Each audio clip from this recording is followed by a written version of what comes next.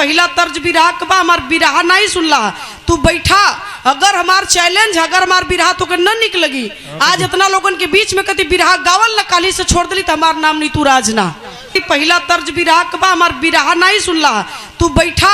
अगर हमार चैलेंज अगर हमार बिरहा तो न निक लगी आज इतना लोगन के बीच में कति बिरहा गावल न काली से छोड़ दिली तो हमार नाम नीतू राज ना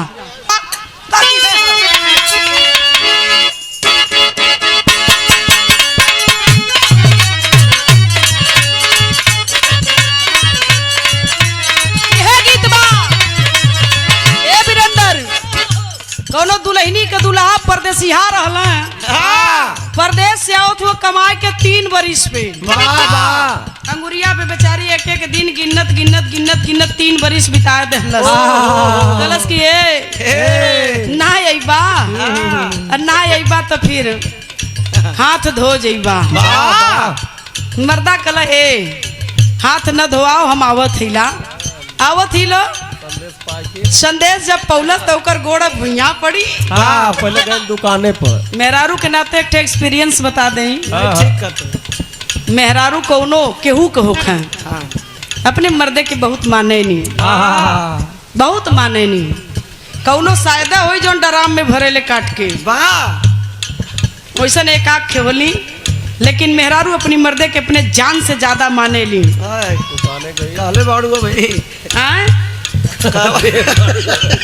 क्या कला भैया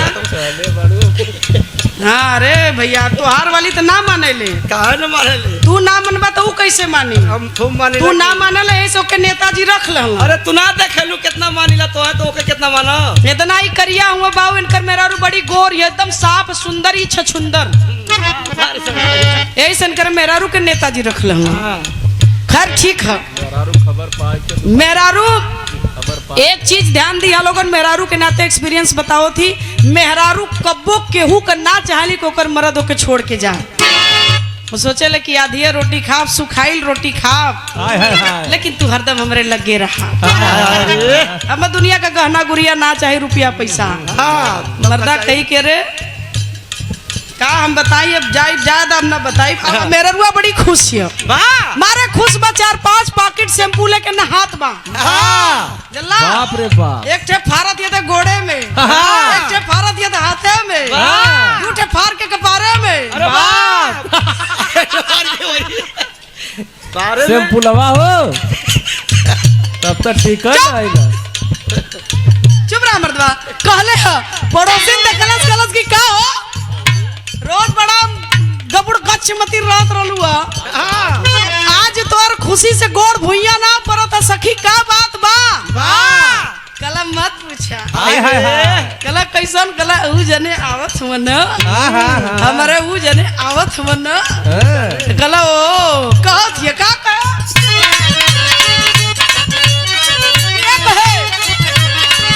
अरे आज हम नहाइले बानी शैम्पू से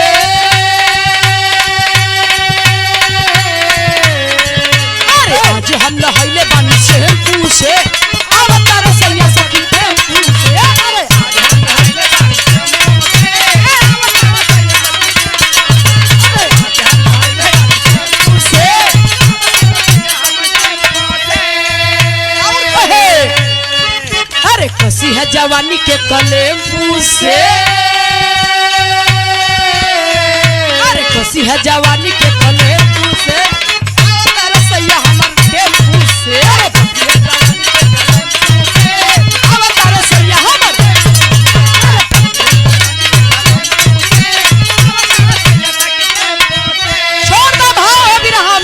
रहे खातिर देखे के मकान चलले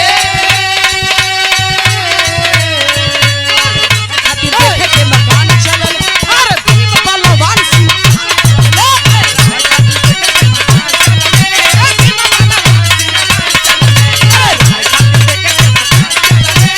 भीम बलवान गेटवा पे रोका दौर बोलते ही छाना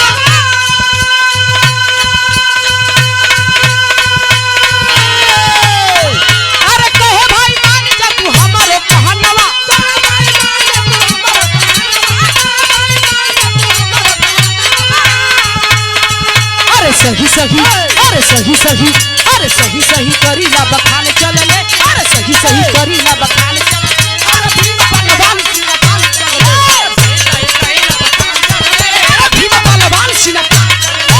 सही सही करीला बखान चलले, भीम बलवान सीना तान चलले। चला बैठा बैठा डिस्टर्ब करता है टेंपू से आई कोई ना कट बिरहा गौबा गाना गौबा की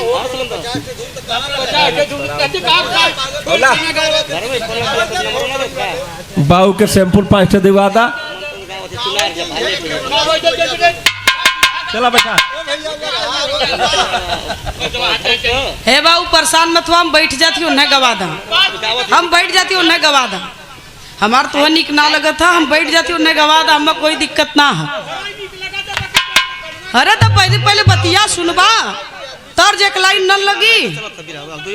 तर्ज न लगी, हम जाना थिला, ठीक है ठीक है, हम जाना थिला, अब हमसे बोलवावा मत। और उनका सुना पाओ। हाँ बात पहले हमार पूरा सुनला नहीं, अब हम शुरुआ करती, पहला तर्ज बिरहा के बा, हमार बिरहा नहीं सुनला, तू बैठा, अगर हमार चैलेंज, अगर हमार बिरहा तो के न निक लगी, आज इतना लोगन के बीच में कति बिरहा गावल न काली से छोड़ दिली, तो हमार नाम नीतू राज ना, नेट उठा के देखला, ये लोग बिरहा हमार सुन के बोलावल ना, हंसी मजाक के बात हम देखत ही के कितना बढ़िया गावत है, जो लेडीज आजकल आवत ही कितना हम गावत ही, हम कुल देखत हिला, हमसे बिरहा बदे मत कहा, हम विश्वनाथ का चेला हिला, हम बिरहा मत बतावा कि बिरहा का होले, नहीं नहीं तब तू बिरहा जनबे न करला, तुम्हारा बिरहा जानकारी ना है, हम कहत हिला, बैठला पहले पूरा बिरहा ना सुला, अभी 10 मिनट हमें खड़ा भइले बोले एक के धुन गौली, पहली बिरहा के धुन लगल है,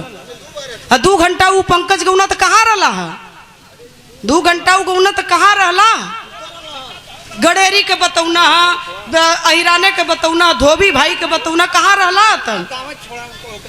गाजा बाबू के हम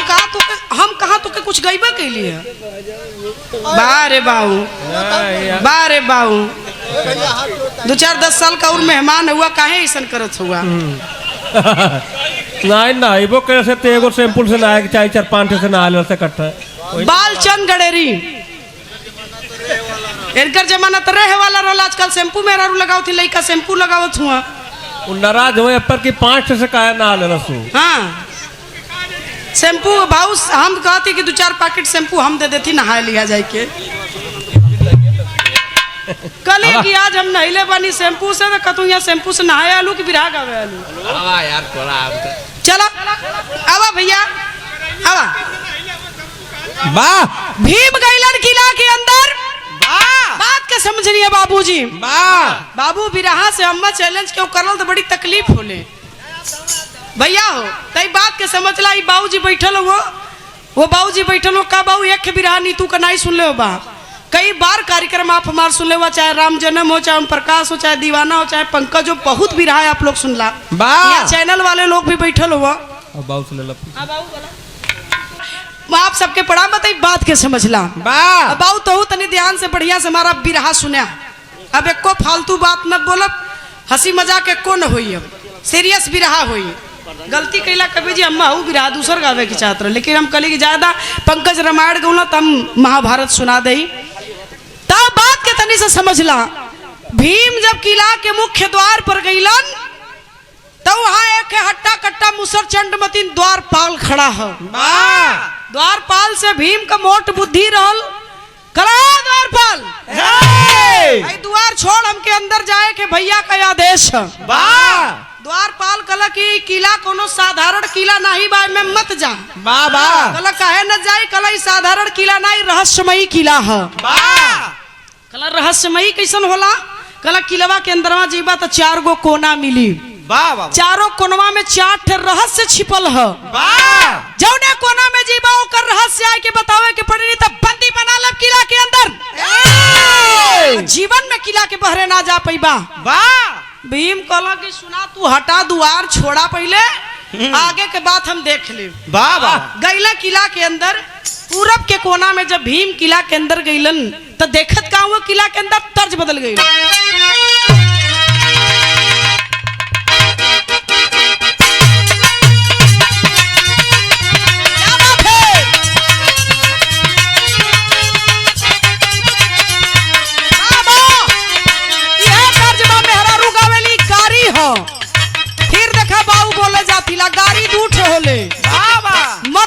यहाँ तब मार हो जाई, मेहरारू करिए यहाँ तब पैसा मिली।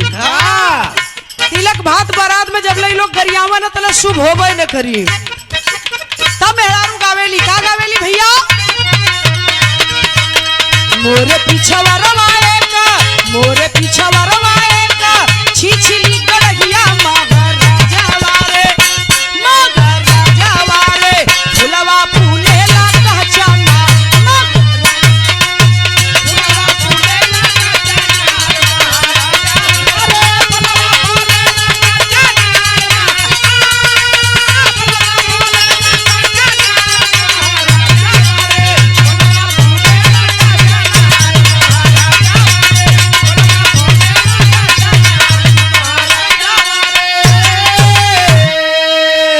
फूलवा लोढ़ा न गईली, अरे समधी का बहिनिया मगर राजावा रे, मगर राजावा रे, लोढ़ता गारा भराही जान, मगर राजावा रे, लोढ़ता गारा भराही जान, लोढ़ता गारा भराही जान, लोढ़ता गारा भराही जान, राजावा रे, लोढ़ता गारा भराही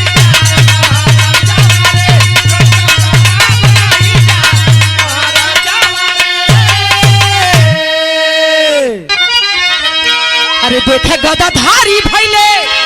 अरे या चरजबा भारी बाला रे, बाला रे, वनाया नोखा एक खपा, बाला वनाया नोखा एक खपा,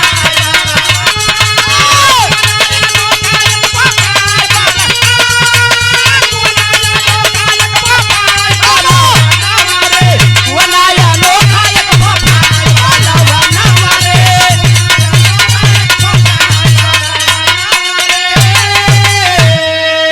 एक के उठा न उता, अरे चारों भारी गईले पालावा नावारे,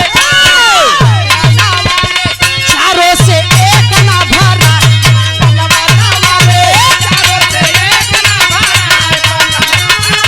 चारों से एक ना भरा, चारों से एक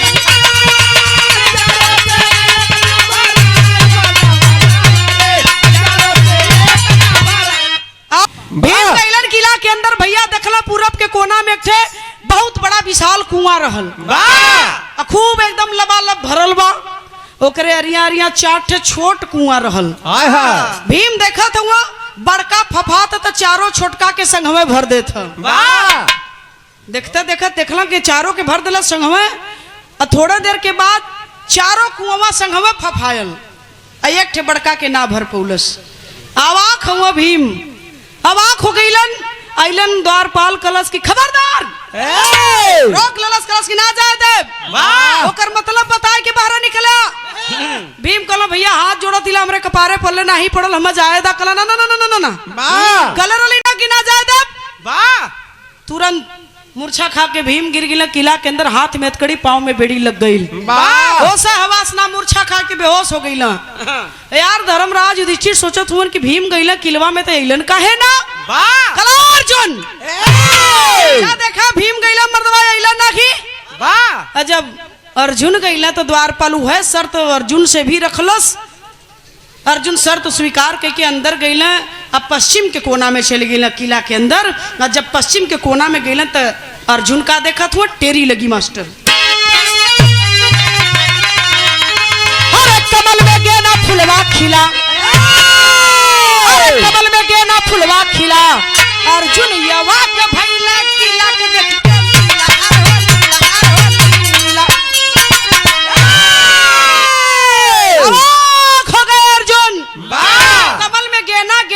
कमल। अरे मोरी बहिनी बड़ा दुनिया घुमली, बड़ा शहर सपाटा कैली, कौ मर्दवा गेना में गेना खिले के चाहिए तो गेना में कमल, कमल में गेना खिले, लेकर मतलब द्वारपाल कले यह तो राज है, यही तो रहस्य है। इसका मतलब क्या हुआ? अर्जुन हाथ जोड़ लेना, कल भैया जायदा, कल ना कहली ना कि शर्त है ना बता पाई बात बंदी बना ले। अर्जुन के भी बंदी बना ले लस। भीम के बगल में मूर्छा खा के अर्जुन भी गिर गिला, हाथ में हथकड़ी पाँव में बेड़ी, किला के अंदर रह गिला। धर्मराज कला दोनों जाने गांगू कहेगा हो गेला नहीं जा नकुल देखा आखिर शैतान हो का वाह जे जात है दयावत कहे ना हो तर्ज बाऊ तोरे जवानी वाली लग गई हो बाऊ तनी तर्ज के सुना जो उन्हें करेजा से गावे जा थिलानो चैलेंज है बहुत लेडीज आजकल निकल रही कजरवा टिकुलिया बलम के बांगुड़ बा बेलनवा यह लेके वो बंगुड़िया आई गई वही में ये गावे जा थिलावा मास्टर तनी तो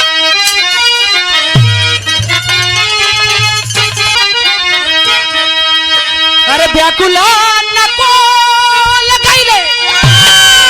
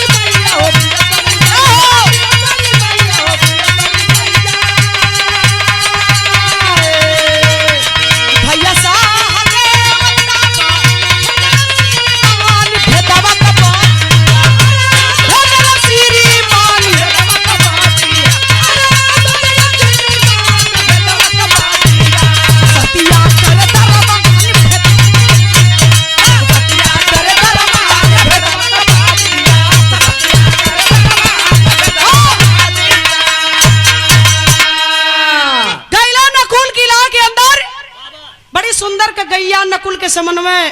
एक सुंदर के बछिया के जन्म दहलस वाह बछिया के जन्म दे के गैयवा बछिए के पिए शुरू कर दहलस वाह गौर आश्चर्य हुआ नकुल को ही कैसन नजारा हो ही कैसन किला हो दरवान का लेकर मतलब बताए दा कल भैया हाथ जोड़त ही जाए दा कल ना तुरंत मूर्छा खा के गिर गई ला हाथ में हथकड़ी पाँव में बेड़ी नकुल के भी लग गई धर्मराज घोर चिंता में हुआ नकुल भी ना अला सहदेव ओरी लगल ताके सहदेव कहना भैया समझ गई अब जाए के पारी कहना जा सहदेव गईला तब बिरहा में पहपट लगल बाबूजी का सानी सबसे ज्ञानी अरे सहदेव ज्ञाता भ्राता खातिर हो अरे चले अजूबा देखे खातिर हाथा भ्राता खातिर हो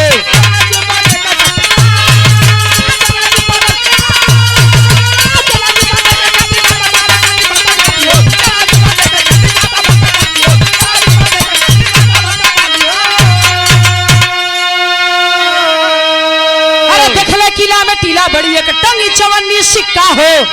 डमाडोल पर गिरे कभी ना दिए जोर का धक्का हो परेशान कुछ समझ ना उनको अरे आता भ्राता खातिर हो तो धर्मराज सोचे का कैला दाता भ्राता खातिर हो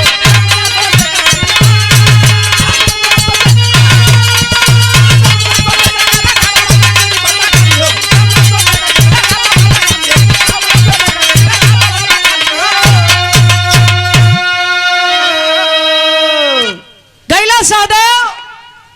चवन्नी भर सोने का सिक्का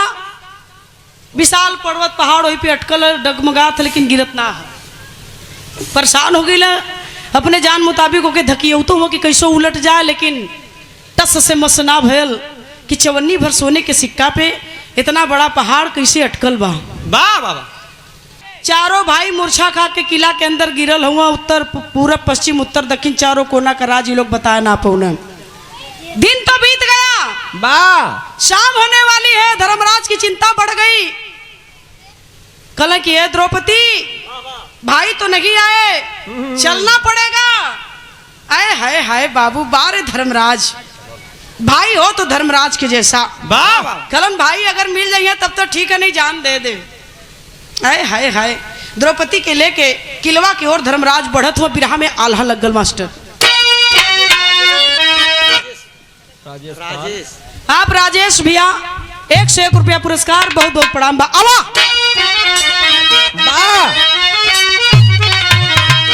अरे अरे द्रौपदी के साथे धर्म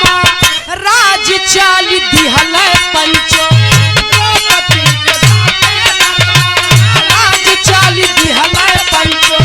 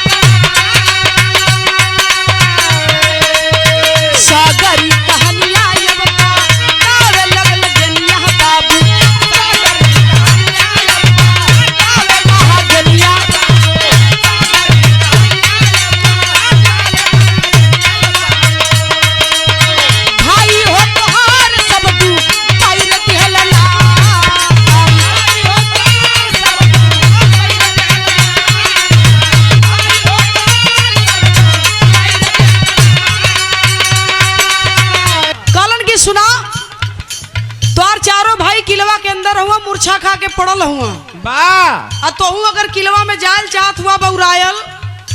तो ठीक हम मने ना करब जा, लेकिन बतावल अपन फर्ज समझत हैला। वाह वाह वाह किला रहस्यमयी है, चारों कोनवा में 4 ठे लीला है, रहस्य है, ओकर मतलब बतैबा तयाबे देव नहीं बंदी बना ले जैसे वो लोगन के बनौले हिला। वाह वाह धर्मराज कहला कि भाईयन खातिर जान चल जाएदा, लेकिन बिना भाई के ले जाब ना। वाह वाह वाह हाय हाय हाय कहलन का कहे धर्मराज कैसो देईदा बिरनवा बाबू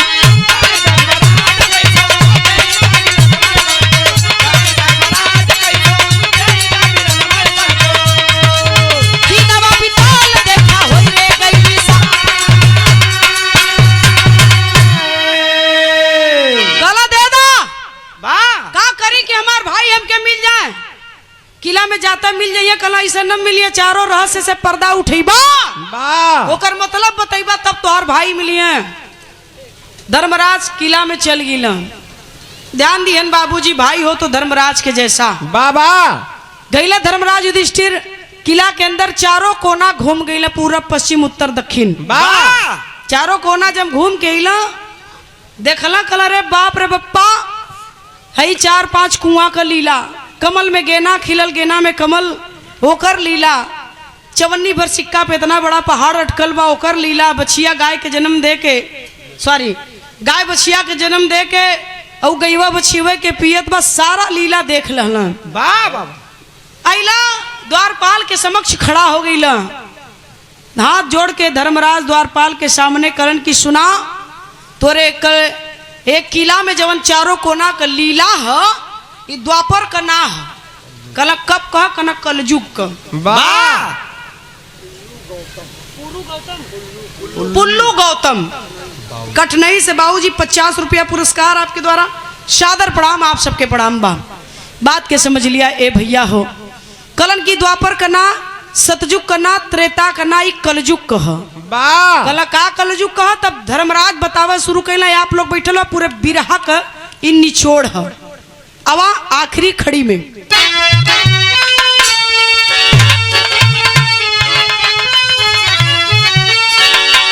तो खोललो राज धर्मराज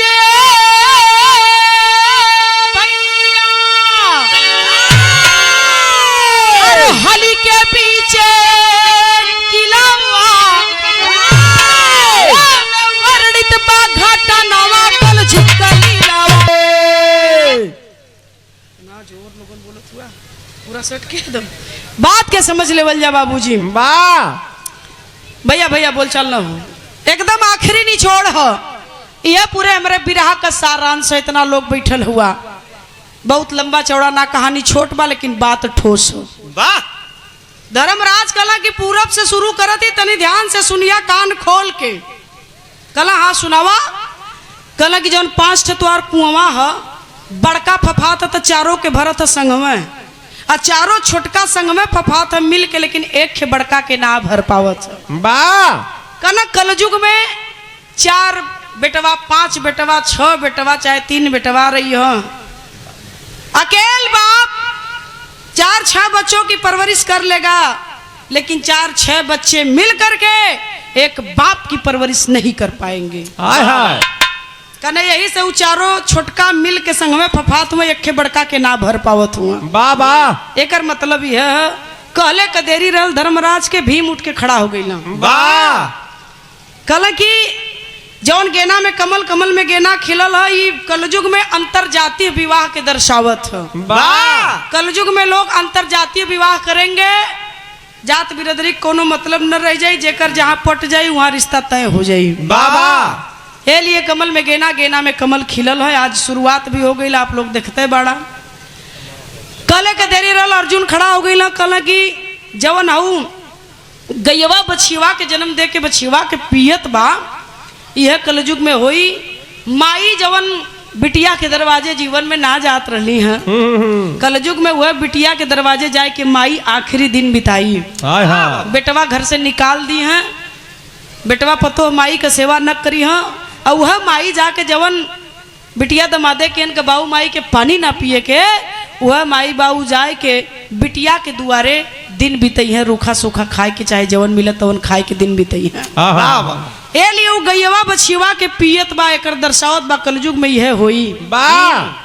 कले के देरी रल नकुल उठ के खड़ा हो गइलन। सहदेव बहन पड़ल हुआ। कला 54 भर सोने के सिक्का पर विशाल पहाड़ का टीला कैसे अटकल है। एकर मतलब कना कलयुग में 54 भर सत्य जिंदा रही, झूठ होके दबौले रही। वाह ये जो इतना बड़ा विशाल पहाड़ होके दबौले है, 54 भर सिक्का के,